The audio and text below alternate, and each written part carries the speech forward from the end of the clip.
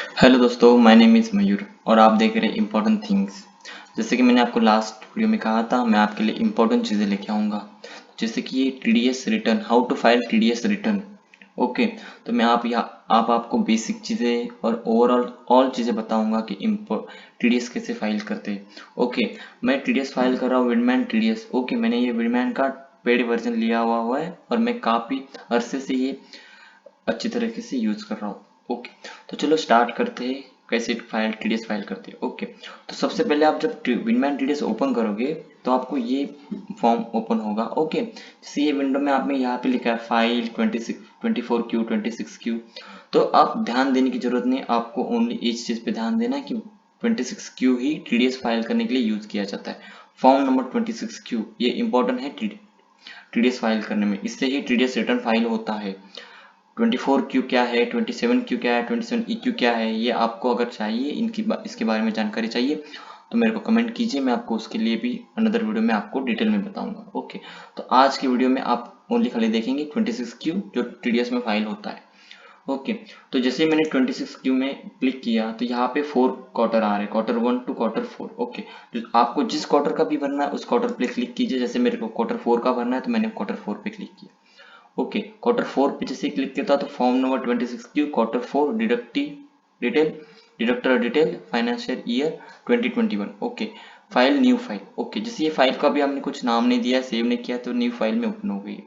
अब इसमें आपको ये डिटेल दी हुई, इसमें आपको एक तो आप कोई कंपनी के रिगार्डिंग टीडीएस फाइल कर रहे हैं या कोई पर्सन की रिगार्डिंग कर रहे हैं तो उसकी डिटेल देनी है। ओके, तो मैं कंपनी के रिगार्डिंग फाइल कर रहा हूँ तो ये है टैन नंबर, यहाँ पे पैन नंबर आएगा, जीएसटी नंबर, यहाँ पे जो चीज़ें मैंडेटरी लिखी है वो मुझे आपको यहाँ पे पुटअप करनी है, जो चीज़ें मैंडेटरी नहीं है वो आपको भरनी नहीं है। ओके, लेकिन इसमें देखना आपको डिडक्टर डिटेल और रिस्पॉन्सिबल पर्सन डिटेल। अब ये क्या होता है, डिडक्टर डिटेल में आप अगर किसी कंपनी के, अब जैसे मैं किसी कंपनी का कर रहा हूँ तो मैं कंपनी की डिटेल आएंगे, कंपनी का नाम, एड्रेस, उसका pin code, branches, email address, जो जो मैंडेटरी लिखा है वो आपको कंपलसरी लिखना है। ओके, अब रिस्पॉन्सिबल पर्सन कौन है, जो कि उस कंपनी का ऑथोराइज पर्सन है या कंपनी उस पर्सन को रिस्पॉन्स दी हुई कि आप ये फाइल करना, तो उसका नेम, डेजिग्नेशन, एड्रेस, उसका पैन नंबर, ईमेल एड्रेस वगैरह आपको पूरी चीजें एंटर करनी है। ओके, ये बेसिक चीजें है, इसके लिए मैं आपको कुछ भर के नहीं दिखा रहा हूँ या कुछ नहीं, ओवरऑल आपको बेसिक चीजों का नॉलेज बता रहा हूँ।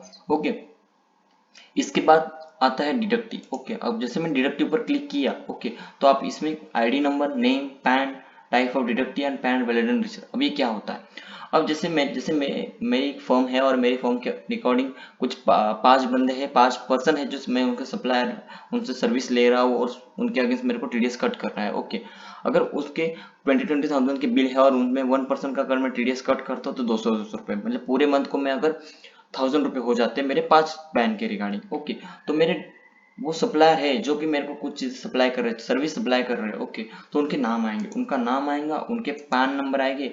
अब उनका पैन वैलिड, अप्लाइड या इनवैलिड है, उन्होंने अप्लाइड किया वो डिटेल डालनी है। मोस्टली पैन वैलिड ही होते हैं, जो कि ऑलरेडी वो पैन बन चुके उनके ही डिटेल लेती है। ओके, अब टाइप ऑफ डिडक्टर क्या है कि वो कंपनी है या नॉन कंपनी। जैसे कोई ट्रांसपोर्टर है वो प्रोपराइटर है तो वो कंपनी में आएगा, नॉन कंपनी है तो नॉन कंपनी में आएगा। ओके, तो ये डिटेल आपको भरनी है, आपके जितने भी होंगे 1 2 5 या 20 भी हो सकते तो आपको मैन्युअली पुटअप करना है, कोई दिक्कत नहीं है। अगर आपको ये डेटा अगर मैन्युअली पुटअप नहीं, आपका बहुत सारा डेटा है तो यहाँ पे टूल्स करके एक ऑप्शन है, वहां पे जाके आप एक्सेल एक्सपोर्ट, वहां से आप डेटा एक्सपोर्ट या इंपोर्ट कर सकते हो। ओके, तो ये पहले आपको ये फॉर्मेट में आपको एक एक्सेल शीट बनानी है, एक्सेल शीट में पूरा डाटा डालना है और वहां से आप सीधा एक्सेल शीट एक्सपोर्ट कर सकते हो। ओके, उसके बाद ये डेटा आप जैसे फिलअप करते हो उसके बाद आते हैं चलन। ओके, ये चलन करके एक विंडो है। अब इसमें क्या होता है, अब जैसे मेरे 5 मैंने सप्लायर है सर्विस जिनसे मैं सर्विस ले रहा हूँ। ओके, मैंने उनके अगेंस्ट 200 रुपए के टीडीएस कलेक्ट कर लिए 1% से, मतलब हर एक का बिल है 20,000 और मैंने उसके ऊपर 1% टीडीएस कट किया हुआ है, तो मेरे महीने के हो जाते हैं कुछ 1,000 रुपये, तो 200 रुपये, अगर 5 पैन है तो उसके होता है 1,000 रुपये। तो मैं उस मंथ के नेक्स्ट मंथ में 7 तारीख के अंदर मैं टीडीएस चलन बनाऊंगा। ओके, और उसको मैं पुराने महीने की चलन नंबर से डालूंगा। ओके, अब यहाँ पे है क्या, डेट, चलन डेट की डब। अब जैसे मैं अप्रैल का अगर मेरे को पैन किसी का पैन नंबर है, अगर मैंने किसी का डिडक्ट किया हुआ है तो मैं मई की 7 तारीख को उसको चलन बनाऊंगा और मैं यहाँ पे चलन डेट लगूंगा 7 मई। ओके, उसके बाद जो चलन बनाओगे आप वो सेक्शन होता है 194C 194J 190C4, वो कॉन्ट्रैक्ट बेसिस में होता है। जैसे आपको कोई किसी से कॉन्ट्रैक्ट बेसिस है और सप्लायर ले रहे हो, ओके। 194J जिसका होता है, जिसका प्रोफेशनल होता है। प्रोफेशनल वाले जो भी है, जो कि प्रोफेशनल वाले हैं, जो कि जिनसे आप प्रोफेशनल सर्विस ले रहे हो, उनका होता है 194H 194J, जिसके यहाँ पे पूरे डिटेल लिखे हुए, और आपके पैन में भी, पैन जब चलन बनाओगे उसमें भी वो डिटेल लिखी होती है, जो वो आपको सीधा सीधा यहाँ पे पुटअप करनी है। आपने डिपॉजिटेड टैक्स कितना किया है, जैसे मैंने एक पैन के डिपॉजिटेड टैक्स मतलब मैंने एक चलन में मैंने 1000 रुपये डाले हुए, तो यहाँ पे 1000 रुपये आएंगे। अगर आपने डालने में आप 7 तारीख से आप लेट हो गया, आपने 9 तारीख को डाला, तो आपके उस पे ऊपर इंटरेस्ट लगेगा, तो वो इंटरेस्ट अमाउंट यहाँ पे लिखी जाएगी। ओके, तो अदर अमाउंट कुछ होया या डिपॉजिट, टोटल डिपॉजिट कितना है 1000। उसके बाद आपके यहाँ पे सीरियल नंबर आएगा, चलन सीरियल नंबर, ये यहाँ पे एक चलन का सीरियल नंबर था। जैसे आप चलन बनाओगे कोई भी बैंक थ्रू से, तो उसके चलन नंबर क्रिएट होगा और वो यहाँ पे चलन नंबर लिखना है आपको। बैंक ब्रांच कोड, ये BSR कोड रहता है। ओके, ये भी आपको चलन में प्रोवाइड किया जाएगा, वो भी सीधा सीधा चलन से ही आपको पुटअप करना है। अब आप चलन बना रहे हो, चलन वैलिड है या इनवैलिड है, यहाँ पे सीधा सीधा चलन वेरिफिकेशन रिजल्ट में जाके राइट क्लिक करके आपको सीधा वो डाउनलोड चलन डिटेल भी आ जाएंगी, या फिर वेरीफाई भी सीधा कर लोगे, मैनुअली चलन या ऑल चलन एक साथ कर लोगे आप। ओके, तो आपके हर महीने के एक चलन, ऐसे 3 चलन है या 4 चलन, जितने भी आपके चलन है वो आप यहाँ पे डालने। ओके, अब इसके बाद आपने पैन का डिडक्ट डाली, जितने जितने आपकी डिडक्ट की उसकी डिटेल डाली, आपने चलन डिटेल डाली, ओके, जितने जितने चलन उसमें डाले।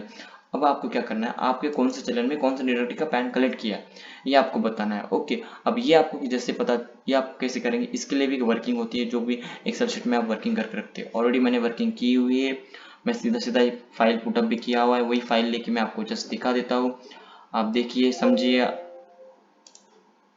ओके, जैसे मैंने अभी ये ओपन में जाके फाइल ली और मैंने ये, जैसे मैंने एक फाइल बनाई हुई है, ओके, जो मेरी कंपनी है, जैसे मैंने उसकी पूरी डिटेल भरी हुई है। ओके, अब इसमें मैं डिडक्शन में आया, डिडक्शन में आप देख सकते हैं कि ये मेरे लगभग इतने सारे पैन नंबर है और इनके अगेंस्ट मैंने पूरे डिडक्शन किया हुआ है। ओके, अब ये यहाँ पे डिटेल आती है मेरी चलन कि मैंने कौन से चलन में, चलन मार्च को जो चलन काटा था 1525 रुपए का 9C में, और वर्क कॉन्ट्रैक्ट में, जिसे मेरे जब मैं सर्विस ले रहा हूँ, ये फीस एंड लॉयल्टी, ये वर्क कॉन्ट्रैक्ट, ये fees and royalty any interest, मतलब जो जो सेक्शन दिए हुए है उस सेक्शन में मैंने इतने रुपए के अमाउंट में मैंने TDS चलन बनाया हुआ है, और ये डेट को चलन बनाया है। और ये पैन नंबर, जैसे मेरा NB ट्रांसपोर्ट, विकास इंटरप्राइज, स्पेस कंट्रोल, ट्रांसपोर्टेशन, ये शिपिंग लाइन, ये सिक्योरिटी सर्विस, इनके मैंने TDS कट किए हुए, तो यहाँ पे डिटेल, ये डिटेल दी हुई, इनका नेम दिया हुआ है, पैन नंबर दिया हुआ है, इनके अमाउंट मैंने 10,000 के ऊपर उनके 1.5% के हिसाब से 150 रुपये कट किए, और ये 949C में आता है। ये डिटेल आपको भरनी है, ये मैनुअली डिटेल, ये सबसे इजी डिटेल है, ये आपको कोई दिक्कत नहीं आएगी डिटेल भरने में। आप हर पैन नंबर के अगेंस्ट, हर चलन के अगेंस्ट आपको ये डिटेल भरनी है। जैसे अभी मैं वर्ल्ड कॉन्ट्रैक्ट में ये गया, यहाँ पे मेरे और कोई आ गए, जैसे ये मैंने जनवरी मंथ का चलन है, ये जनवरी मंथ के चलन में मेरे इतने हैं। ओके, अब यहाँ पे आपका चलन अमाउंट है 14,000, चलन अमाउंट डिडक्टी है 14,479, 14,479 और मेरा बैलेंस बचा है 0।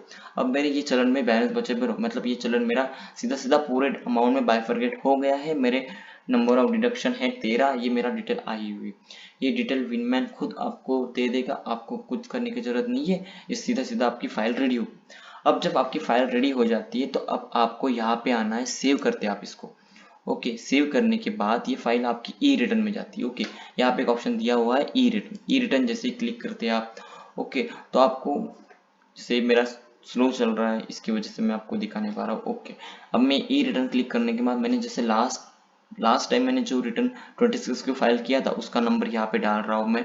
ओके, उसके बाद वेदर 26 की ओरिजिनल वर्स file any other quarter, yes, मैंने पुराने क्वार्टर का फाइल किया हुआ है। ओके, मैंने ये 5 सिलेक्ट किया, ए रिटर्न के लिए मैंने 5 सिलेक्ट किया। अब मैंने जैसे यहाँ पे जनरेट फाइल क्लिक करूंगा तो ये मेरा जो भी, अगर इस पूरे फाइल में अगर कोई भी एरर होगा तो वो एक तो एरर फाइल जनरेट होगी, या फिर मेरी सबमिट हो जाएगा तो मेरी ई रिटर्न जनरेट होगा। ओके, अब ये जैसे मैं फाइल नहीं कर रहा हूँ क्योंकि मैंने ऑलरेडी फाइल कर चुका हूँ, ये मैं आपको दिखाने के लिए जस्ट यहाँ पे ओपन किया हुआ है। ओके, तो यहाँ आप यहाँ तक आते ही आना और मेरे को बताना कि आपको कोई एरर आ रहा है, तो कमेंट में कोई भी अगर आपको प्रॉब्लम आ जाती है तो मेरे को एरर में बता देना, मैं आपको उसमें अगली वीडियो में आपको कमेंट करके पर्सनली आपको मैसेज करके वो क्लियर आपका सॉल्व कर दूंगा।